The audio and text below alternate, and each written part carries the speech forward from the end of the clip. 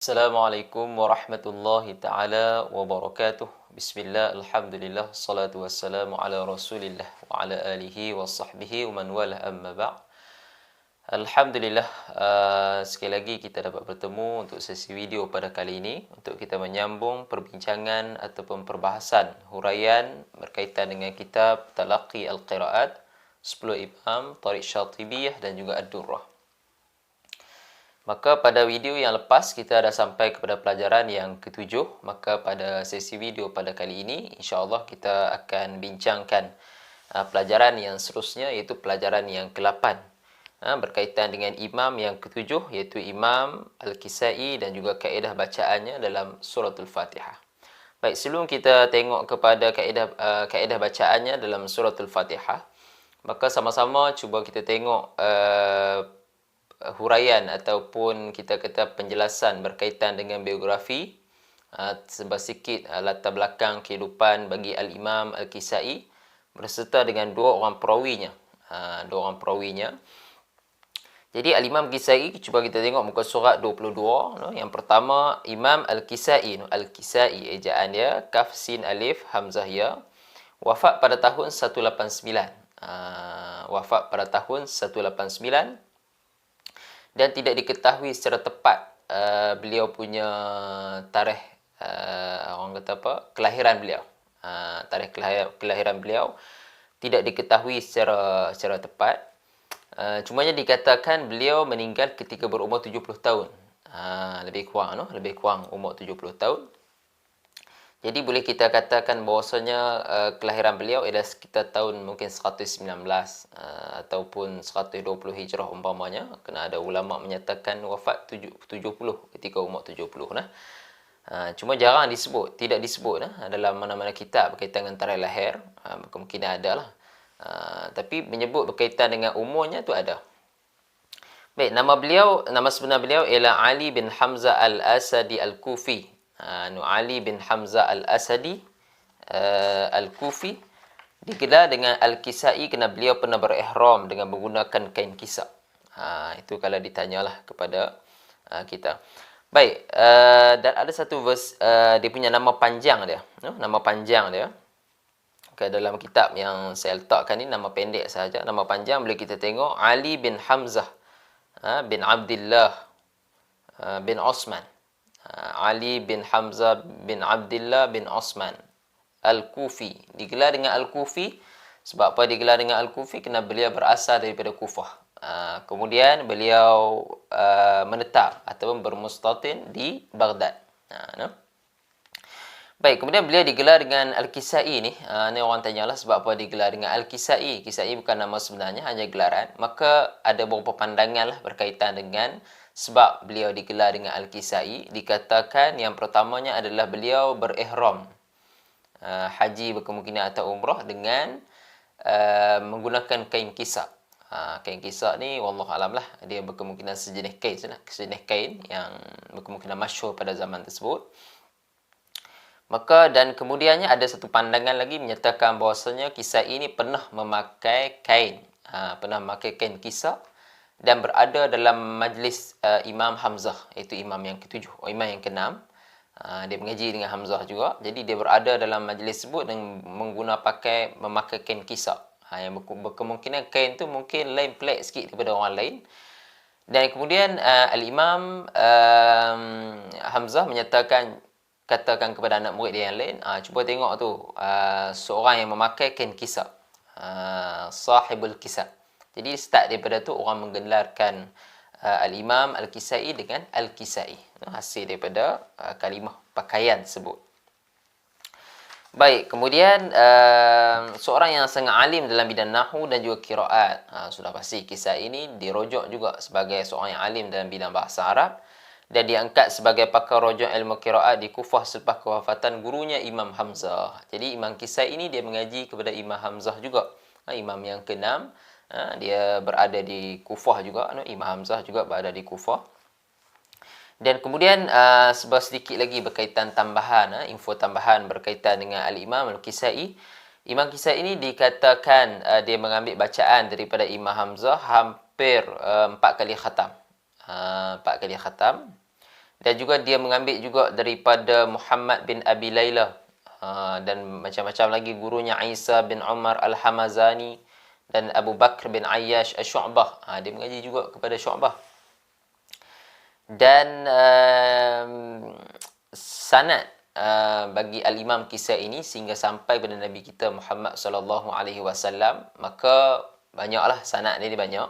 Jalurnya banyak, daripada belah Kisai pun boleh kita ambil, daripada Imam Hamzah pun jalur Imam Hamzah boleh kita ambil, dan juga jalur daripada Syu'bah bin Ayyash pun kita boleh ambil, dan juga jalur daripada Muhammad bin Abi Layla pun kita boleh ambil daripada jalur tu. Cumanya yang saya sebut ni adalah jalur yang lain sikit, yang lain sikit. Iaitu Al-Kisai ini dia mengambil daripada Ismail bin Ja'far. Ismail bin Ja'far itu guru dia, dan kemudian Ismail bin Ja'far ni mengambil kepada Syaibah bin Nasah. Syaibah bin Nasah. Syaibah bin Nasah ni kita pernah sebut namanya ketika mana kita bincang imam yang pertama, iaitu Imam Nafi'. Baik, kemudian Syaibah bin Nasah ni ambil kepada siapa? Abdullah bin Ayyash. Abdullah bin Ayyash. Kemudian Abdullah bin Ayyash ni ambil kepada Ubay bin Ka'ab. Ubay bin Ka'ab ambil kepada Nabi kita Muhammad sallallahu alaihi wasallam. Itu dia punya sebar ringkas berkaitan dengan salah satu jalur sanad al-Imam Kisai sehingga sampai kepada Nabi kita Muhammad sallallahu alaihi wasallam.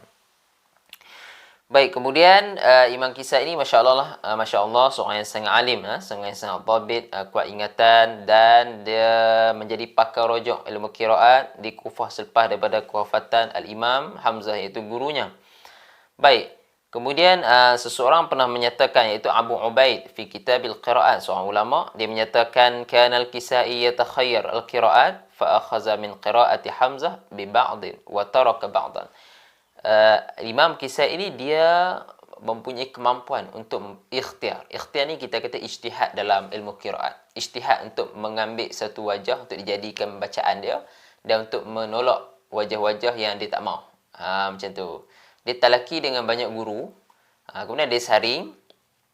Dia pilih qiraat, bacaan-bacaan yang mana yang dia rasa sesuai dengan diri dia, dan juga dirasakan mudah untuk dia beramal, umpamanya. Dia pilih daripada pelbagai-pelbagai qiraat yang dibaca oleh gurunya, jadikan sebagai qiraat dia. Jadi Abu Ubaid ni dia menyatakan bahawasanya Kisai ini berkemampuan untuk memilih ikhtiar, berijtihad, sehingga dia mengambil beberapa jenis bacaan Imam Hamzah dan dia menolak sebahagiannya. Jadi kalau kita tengok Kisai ini, sebahagian bacaannya agak hampir sama dengan Hamzah, tapi bukanlah secara semua, bukan keseluruhan. Yang sama lebih kurang macam imalah. Di mana tempat Imam Hamzah akan imalah, maka dia akan imalahkan juga. Baik, kemudian Abu Ubaid kata, dia tak pernah tengok orang yang paling dhabit berkaitan dengan qiraah ni. Orang yang paling kukuh atau mantap ilmunya berbanding dengan Al-Imam Kisai. Maka seorang Imam Kisai ni seorang yang sangat alim lah. Baik, kemudian siapa lagi ni?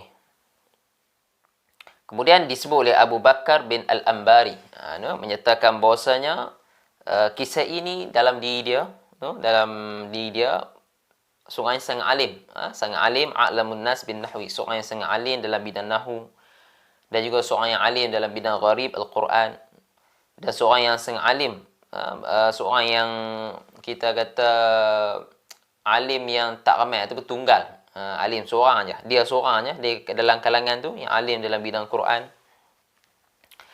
Dan kemudian orang ramailah anak-anak murid dia yang duduk dalam halaqah dia, dalam pengajian dia. Mereka akan mendengar dia membaca Quran daripada awal sampai akhir. Dan juga mereka akan, apabila dia membaca Quran tu, mereka akan mendengar, mereka akan tandakan kat mana tempat dia berhenti, kat mana tempat dia wakaf, kat mana tempat dia ibtidak. Sampai tahap tu orang mendengar dia dan orang salin apa yang dia baca tersebut. Orang tanda. Baik, kemudian berkata sebagai ulama, cuma tidak disebut ulama mana, Kisai ini apabila dia baca Quran, apabila dia baca Quran ataupun dia bercakap, maka seolah-olah malaikat yang bercakap di mulut dia. Masya-Allah lah. Apa maksud yang dimuradkan oleh para ulama ni, wallahu alam. Tapi nak abang atau berkemungkinan bacaan dia tu sangat terbaik, dan percakapan dia dengan manusia juga berkemungkinan sangat-sangat terbaik. Baik, kemudian anak muridnya sangat-sangat ramai lah. Ni saya sebut secara ringkas saja, iaitu antaranya Hafs bin Umar Ad-Duri. Ad-Duri yang menjadi salah seorang perawinya, itu dan juga Abul Haris. Dan juga Abu Ubaid Al-Qasim bin Salam. Ni dikatakan orang yang orang mula yang menulis qiraat. Membukukan qiraat. Dan banyak lagi lah antara Yahya bin Adam, anak murid Syu'bah ni. Dan kemudian Khalaf bin Hisham Al-Bazzar, ni anak murid Al-Imam Hamzah, itu menjadi imam yang ke-10. Dan juga Yaqub bin Isa Al-Hadrami. Imam Yaqub juga mengambil bacaan daripada dia untuk beberapa bacaan qiraat. Bukan semualah, beberapa bacaan qiraat sahaja. Yaqub ni imam yang ke-9. Jadi anak murid dia sangat banyak lah. Baik, kemudian apa lagi? Dan berkata Asy-Syafi'i. Berkata Asy-Syafi'i, man arada an yatabahhar. Al-Imam Asy-Syafi'i sini, man arada an yatabahhar fi an-nahwi fahuwa ayalun al-Kisai. Maka barang siapa yang yatabahhar, yang apa orang panggil apa, nak mendalami berkaitan dengan ilmu nahwu, maka seeloknya dia berada serumah dengan Al-Imam Al-Kisai. Maksud kata nak abang atau Kisai ini seorang yang sangat alim dalam bidang nahwu, dan siapa-siapa yang nak mengaji dengan dia, elok duduk serumah dengan dia. Maksud pergi mengaji dengan dia lah. Baik, kemudian habis. Kemudian wafat pada tahun 189 dan dikatakan umurnya 70 tahun. Lebih kurang macam tu. Baik, kemudian sebahagian para ulama ada menyatakan bahawasanya menceritakan, tapi wallahualam betul ataupun tidak ni boleh kita terima ataupun tidaklah, terpulanglah, tak ada masalah, mungkin ambil sebagai satu pengajaran pun boleh. Baik, berkata sebagian ulama bahawa Kisai pernah bermimpi, dan juga sebagai ulama pernah bermimpi. Sebagai ulama pernah bermimpi bertemu dengan Al-Imam Al-Kisai selepas dia kewafatan dia lah. Kemudian ulama tersebut tanya kepada Al-Imam Al-Kisai, apakah yang Allah telah buat kepada kamu selepas dia kewafatan ni? Apa yang Allah telah buat kepada kamu? Ghafara li bil Quran, Allah telah mengampunkan dosaku dengan sebab asbab Al-Quran. Masya Allah. Kemudian ulama tu tanya lagi dalam mimpi tu, ulama tanya apa pula Allah telah buat kepada Imam Hamzah, iaitu imam yang ke-6, guru kepada Imam Kisai ni. Maka Imam Kisai kata guru dia ni, iaitu Imam Hamzah ni, berada fi illiyin, tempat yang tinggi. Maksud di darjat yang tinggi lah. Ma narahu illa kama nara al-kaukab. Kami tak dapat nak tengok. Kami tidak melihat Imam Hamzah ni di tempat yang tinggi ni, melainkan cara kami duduk tengok tu nampak macam bintang. Jadi duduk tempat yang tinggi nampak macam kita tengok bintang. Begitulah kedudukan Imam Hamzah tu yang dinampak oleh Al-Imam Al-Kisai. Masya Allah. Jadi benda mimpi ni terpulanglah. Ni hanya pengalaman daripada ulama berasaskan mimpi. Baik, kemudian Imam Kisai ini dia ada penulisan qiraat dia, penulisan qiraat dia, tapi bukunya ni dikatakan di sini kita tak pernah jumpa dah buku dia. Cuma direkodkan sahaja. Antara kitabnya adalah namanya Kitabul Qiraat, Kitabun Nawadir, Kitabun Nahwi, Kitabil Hija, Kitabu Maqtu'il Quran wa Mausulih, dan Kitabul Masadir, wa Kitabul Huruf, Kitabul Ha'at. Kitab berkaitan dengan ha saja. Masya Allah, dan pelbagai lagi Baik, kemudian selesai berkaitan dengan Al-Imam Al-Kisai. Baik, kemudian kita masuk terus kepada dua tokoh perawi yang meriwayatkan bacaannya. Kita tengok. Itu yang pertamanya riwayat Abul Haris. Al-Haris 240 wafat. Nama beliau ialah Al-Lais bin Khalid Al-Marwazi.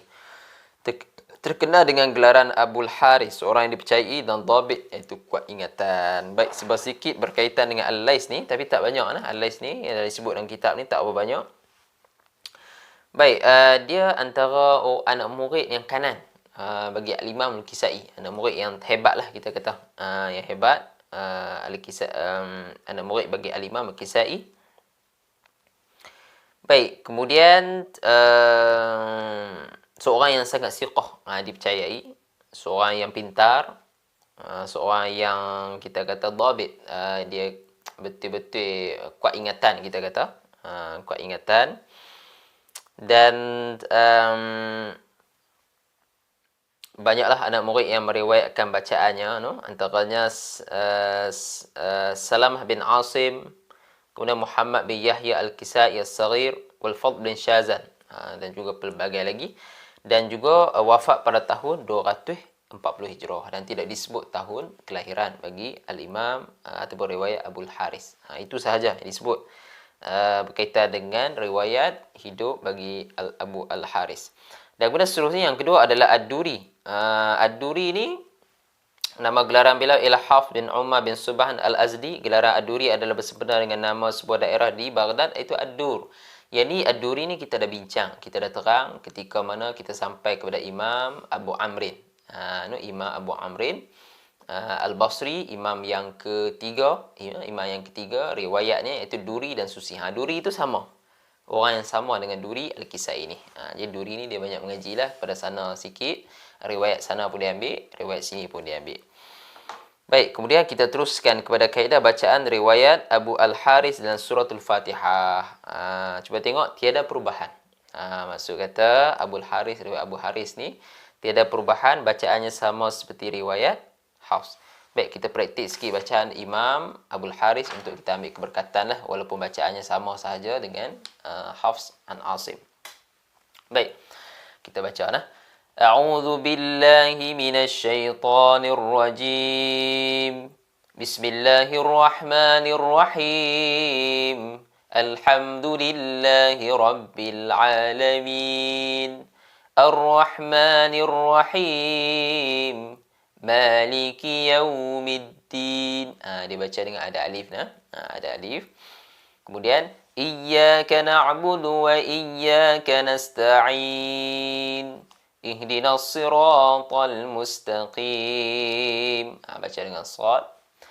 Kemudian siratal ladzina an'amta 'alaihim ghairil maghdubi 'alaihim waladdallin.